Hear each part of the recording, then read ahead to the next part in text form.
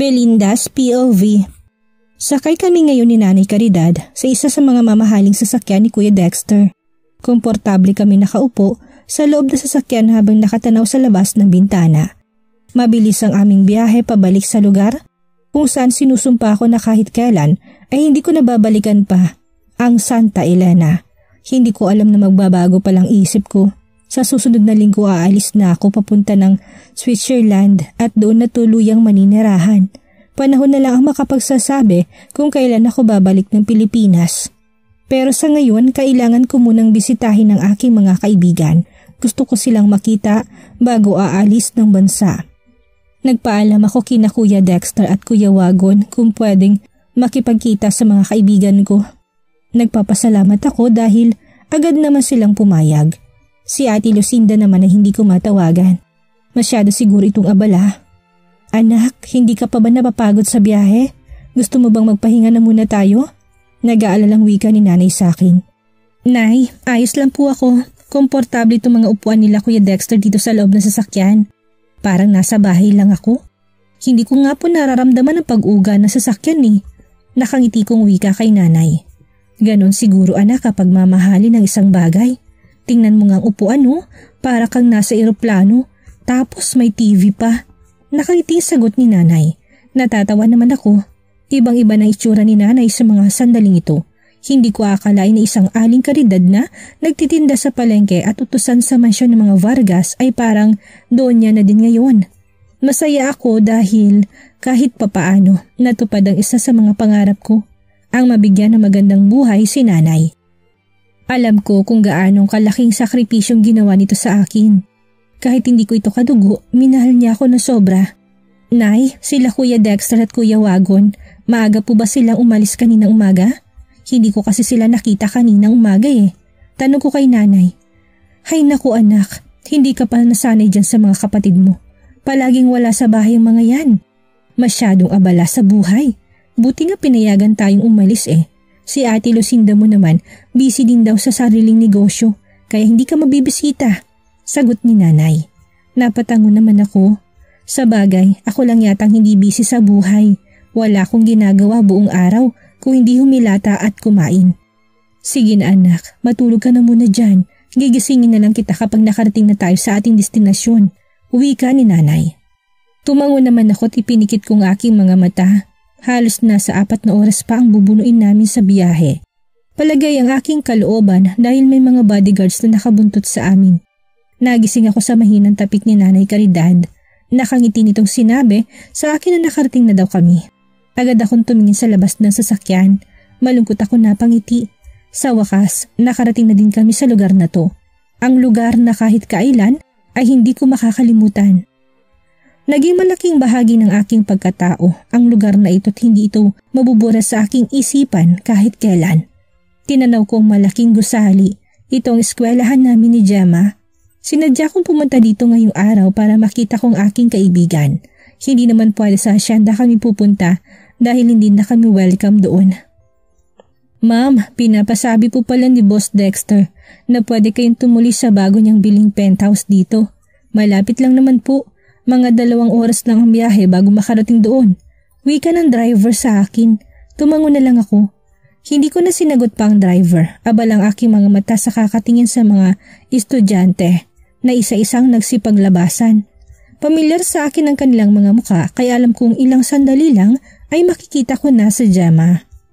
Akmang bubuksan ko ng pinto ng sasakyan upang puntahan sila Gemma dahil nakita ko na sa labas na ito't kasama sila Fernan at Aljon. Nang pigilan ako ng driver. Ma'am, delikado po dito. Masyadong maraming tao. Baka mapahamak po kayo. Wika ng driver. Kunot noon naman ako napatingin dito. Mga kaibigan ko sila, kuya. Sila ang dahilan kung bakit nandito tayo. Sagot ko na may halong pagkainis. Pasensya na po ma'am. Naninigurado lang po. Baka hindi kayanin namin ng 2 bodyguards mo na ipagtanggol ka kapag nagkagulo. Sagot nito. Napataas naman ang aking kilay sa sinabi nito. Anong gulo bang ibig nitong sabihin? Kabilin-bilinan po kasi ni Sir Dexter na huwag kayong hayaang pumunta sa lugar kung saan maraming tao. Dugtong na paliwanag ng driver. Paano makakausap ni Belinda ang mga kaibigan niya?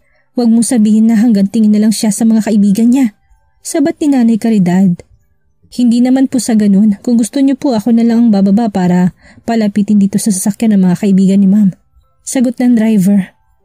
Ay, mas mabuti pa nga. Ang layo pa ng biniyahin ni Belinda para lang makita niya mga kaibigan niya. Sagot ni Nanay Caridad. Nakita mo ba yung 3 estudyante? Silang mga kaibigan ni Belinda. Sabihin mo sa kanila na pumunta dito sa kotse at gusto silang makausap ni Belinda. Utos ni Nanay na agad namang sinunod ng driver. Mabilis itong nakalapit kina Gemma, Fernan at Aljon. Nasa gilid ng kalsadang mga ito at halatang nag-aabang ng tricycle na masasakyan. Agad namang nakalapit ang driver sa mga ito. Nakita ko pa ang pagkunot ng noo ni Gemma habang kausap ang aming driver. Waring hindi ito naniniwala. Tinuro naman ng driver ng sasakyan kung saan ako nakasakay kaya agad kong binuksan ang bintana at nakangiting tinawag ang mga to. Gemma, bestie! Ako to, si Belinda! Nakangiti kong sigaw. Saglit na natigilan ito't maang na nakatitig sa akin. Napaigtad pa ito ng kalabitin ni Fernan. Nang mahimasmasan ay agad itong tumakbo papalapit sa sasakyan. Belinda? Ikaw ba yan? Naiyak nitong wika. Agad akong tumango habang pigil-pigil ang pagtulo ng mga luha sa mata. Ikaw nga, Belinda! Bestie! Naiyak nitong wika. Nakita ko din na napangiti sila Fernan at Aljon habang nakatingin sa akin. Kapag kuwanay namang ito habang tinitingnan ng sasakyan.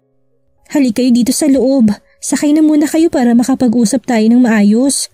Naiiyak kong wika habang sananyasan ng driver na buksan ang pinto ng sasakyan. Agad naman itong tumalima at sumakay na sina Gemma, Fernan at Aljon. Pagkapasok ng sasakyan ay nakita ko pa ang matinding pagkamangha sa kanilang mga mata habang iniikot ang paningin sa kabuuan ng sasakyan. Nagulat pang mga ito nang makita nila si Nanay Caridad na parenteng nakaupo sa upuan at nakangiting nakatingin sa amin. Kamusta kayo mga anak? Nakangiting tanong ni Nanay sa mga to. Agad namang nagmano mga ito kay Nanay. Ayos lang naman po kami, Aling Caridad. Kamusta po kayo? Parang ang yaman nyo na po. Nangingiting wika ni Gemma na hindi maikakailang labis na pagtataka sa mukha nito. Nanalo po ba kayo sa loto, Aling Caridad? Singit naman ni Fernan. Kayo talaga, si Belinda nang bahalang magpaliwanag sa inyo.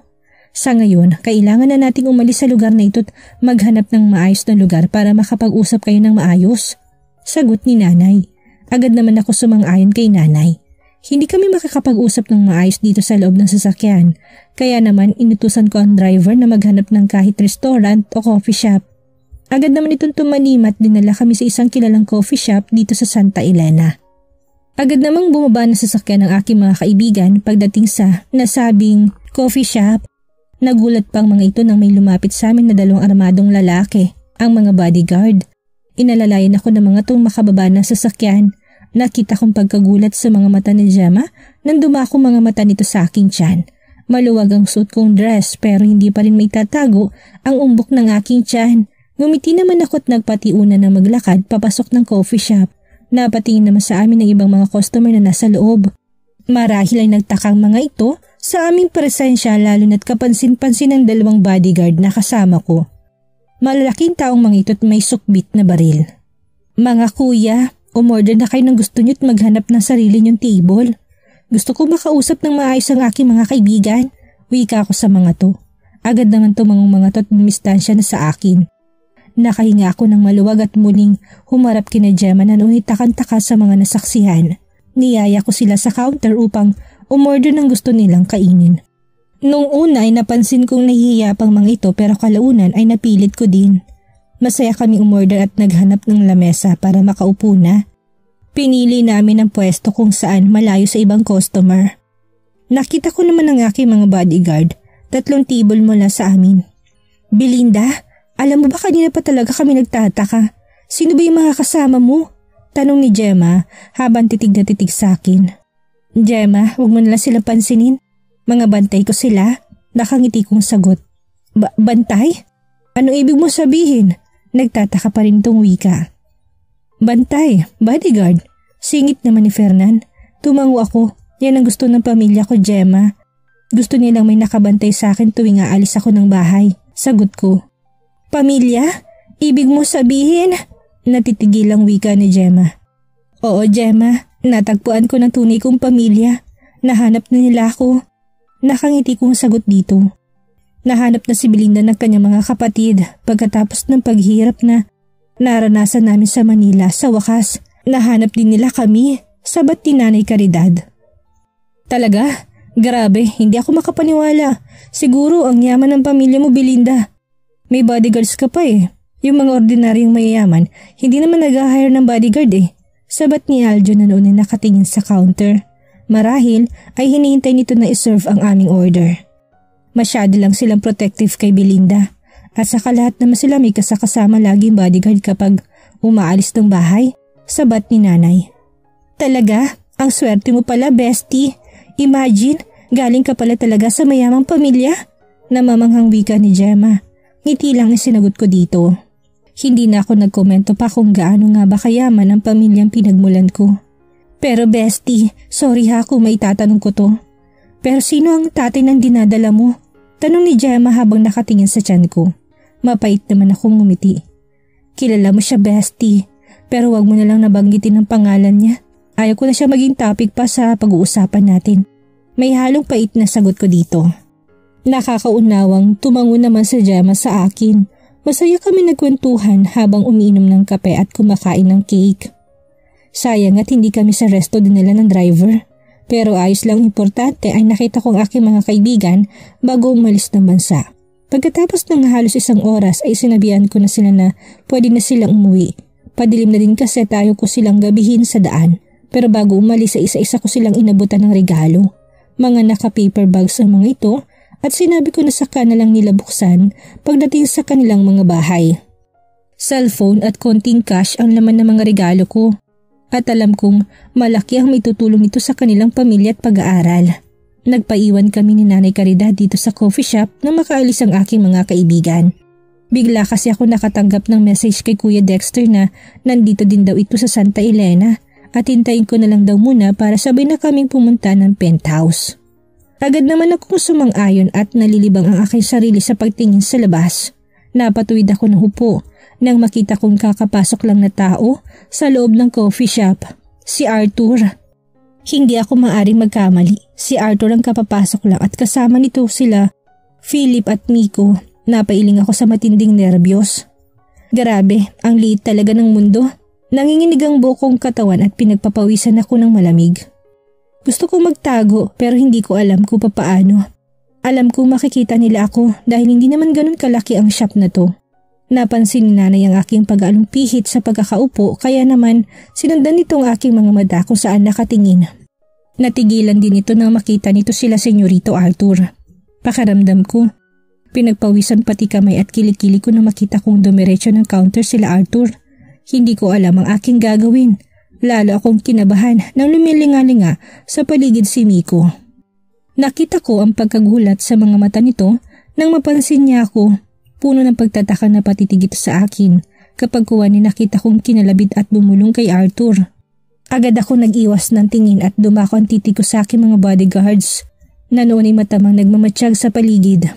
Belinda, bahagya pa ako napakislot na marinig ang boses ni Arthur na tinatawag ako. Mariin kong ipinikit ang aking mga mata at huminga ng malalim bago ko ibinaling ang tingin dito. Nakita kong pananabik sa mga mata nito habang nakatingin sa akin. Agad kong hinagilap ang aking bag at nilagay sa aking harapan. Ayaw kong mapansin ito ang aking tiyan. Ayaw kong malaman ito na nagdadalang tao ako. Saglit lang akong tumingin dito at iniwas ulit ang aking mga mata sa kanya. Ayaw ko siyang pansinin. Gusto kong ipakita dito na galit ako na walang kapatawaran ang ginawa niya sa akin. Belinda, can we talk? Nakikiusap ng tanong ito. Akmang hihilahin itong upuan sa harap ko nang biglang sumbat si Nanay. Senyorito, mawalang galang na po. Ayaw po kasi kayo makausap ni Belinda. Wika ni Nanay. Nanay Caridad, pasensya na po kayo. Pwede ko po siyang makausap kahit saglit lang. Nagsusumamong sagot ni Arthur kay Nanay Caridad. Bumuntong hininga lang si Nanay at sinenyasan ng aking mga bodyguard. Agad naman nagsilapitan ng mga ito sa amin. Paalisin niyo na po sila. Ayaw ko sila makausap. Mahinang wika ko tumalukip-kip. Hindi ko na sila tiningnan at tumingin ako sa pinto ng coffee shop at nagdadasal na sana ay dumating na si Kuya Dexter para makaalis na kami sa lugar na to. Sir, bawal po kayong lumapit kay ma'am. Wika na isang bodyguard. Agad itong humarang sa pagitan namin ni Arthur. Gusto ko lang siyang makausap, kahit sandali lang. Belinda, please talk to me, please. Nakikiusap na wika ni Arthur. Hindi ako umimik, yumuko lang ako't kunwari ay busy sa akin cellphone. Nagulat na lang ako nang may kumalabog. Bigla ko napatayo na makita kong sinuntok ni Arthur ang isa sa mga bodyguard ko. Halos sumubsob ito sa isang lamesa, kaya naging dahilan ng pagkakalika ng ingay. Ano ba? Tama na yan. Senyorito Arthur, umalis ka na. Ayaw kitang makausap. Galit kong wika dito. Natigilan namang napatitig ito sa akin, lalo na sa malaki kong tiyan. Belinda, are you? Natitigilan itong wika na akmang lalapit sa akin, pero agad naman itong hinawakan ng dalawa kong bodyguard. Humakbang ako paalis. Siguro, kailangan ko na umalis sa lugar na to. Napukaw ng atensyon ng ibang customer at ayaw kong pagpiyastahan ng mga chismosa. Sa kotse ko na lang hihintayin si kuya. Wika ako sabay alis. Hindi pa ako nakakalayo nang maramdaman ko na may humawak sa akin balikat.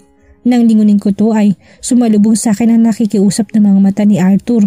Humarap ako dito at malakas kong tinulak. Nakita kong pagkagulat sa mukha nito at pati na din ng kanyang mga kaibigan. Marahil hindi nito inaasahan na magagawa akong pagtulak dito ng ganun kalakas. Puno ng pagkamuhi dahil sa panlolokong ginawa nito sa akin. Leave me alone, Arthur. Humanap ka ng ibang taong pwede mo paglaruan. Huwag ako. Naiyak kong wika dito. Pigil na pigil kong pagpatak ng luha sa aking mga mata dahil sa matinding emosyong nararamdaman. Belinda, I'm sorry. Please patawarin mo ko. Wika ni Arthur. Sorry? Hindi. Nagbibiro ka lang, hindi ba? Hindi pa ba kayo tapos na mga kaibigan mo? Hindi pa ba kayo nagsasawa? Arthur, tama na. Naiyak kong wika dito. Belinda, no. Please, listen to me. Please, please. Sagot ni Arthur habang nakakuyom ang mga kamao. Hindi. Hindi mo na kailangan pang magpaliwanag pa. Wala nang dahilan. Sira ng buhay ko. Sinira mo ng lahat. Galit kong tugon dito.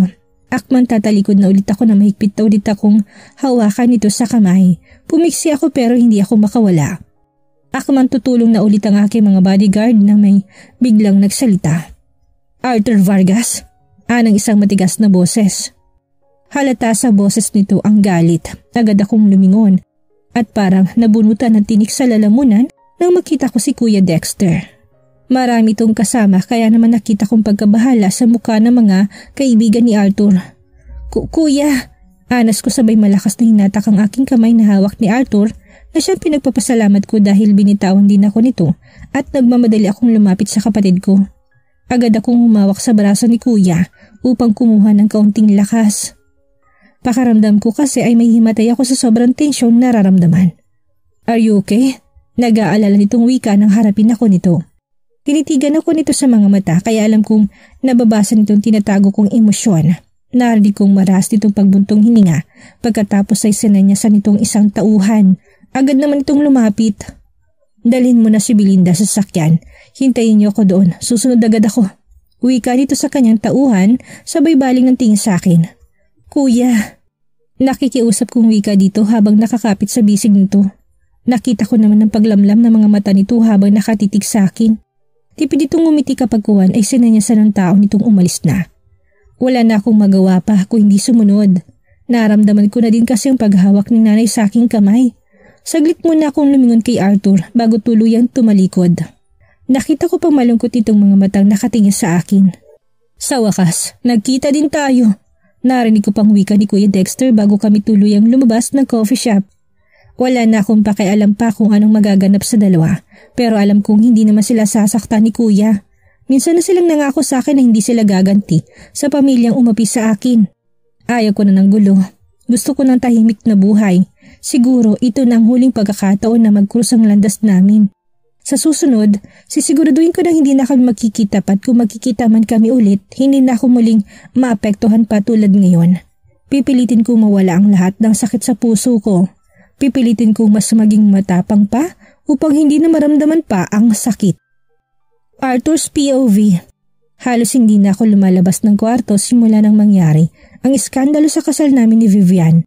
Hindi ko alam pero pakiramdam ko. Wala nang kwentang buhay ko. Wala nang halaga ang lahat. Wala na akong gana pang harapin ang buhay. Hindi naman ako nanghihinayang na hindi natuloy ang kasal namin ni Vivian. Ang pinanghihinayangan ko lang ay ang isipin na hindi ko na makikita pa si Belinda. Isa itong Almera at alam kong hindi papayag ang mga kapatid nito na muling magkrus ang landas namin. Nandito kami ngayon sa loob ng coffee shop. Sa wakas, napilit din ako ng mga kaibigan ko lumabas. Kahit malanda makapagkape kaya naman pinagbigyan ko ng mga to. Alam ko masyado din silang nag-aalala sa akin. At isa pa, babalik na mga ito sa Manila sa susunod na araw. Gusto ko din silang makabanding upang makapagpasalamat dahil nandyan sila sa tabi ko kung saan pakaramdam ko, lugmok na ako. Nasa counter na kami para umorder ng maramdaman ko ang pagkalabit ni Miko. Kaya naman naiinis akong tumingin dito.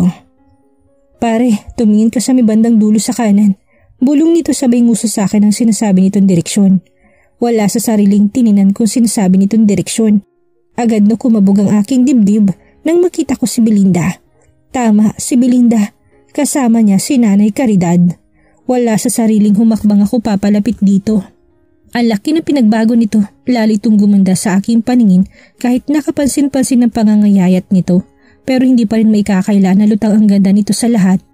Nasaktan ako, lalo na sabihin nito na ayaw na niyang makipag-usap sa akin. Nakita ko pa na pumagit na ang bodyguard nito kaya naman hindi ko napigilan ang aking sarili. Sinuntok kong isa sa mga ito na siya namang nagpatayo kay Belinda mula sa pagkakaupo. Nakita ko matinding pagkamuhi sa mga mata nito habang nakatingin sa akin pero hindi ko ito pinansin. Bagkus ay tinitigan kong kabuuan nito. Nagulat ako nang makita ko ang malaki niyang tiyan. Kung ganun, buntis ito. Buntis si Belinda at posibleng ako ang ama. Pero nanlumo ako dahil ayaw pa rin ako nitong kausapin. Kahit anong pagmamakaawa ko ayaw nito makinig sa akin. Galit ito't kulang na lang ay isumpa ako sa paraan ng pagkakatitig nito sa akin. Nasaktan ako, lalo na nang humarang ulit ang mga bodyguard nito. Naramdaman ko pang pagkalabit ng mga kaibigan ko. Alam kong nagkakainitan na kami ng mga bantay pero wala akong pakialam. Ang importante sa akin ay makausap si Belinda at makahingi ng tawad. Pero nawala lahat ng pag-asa ko nang dumating si Dexter Almera.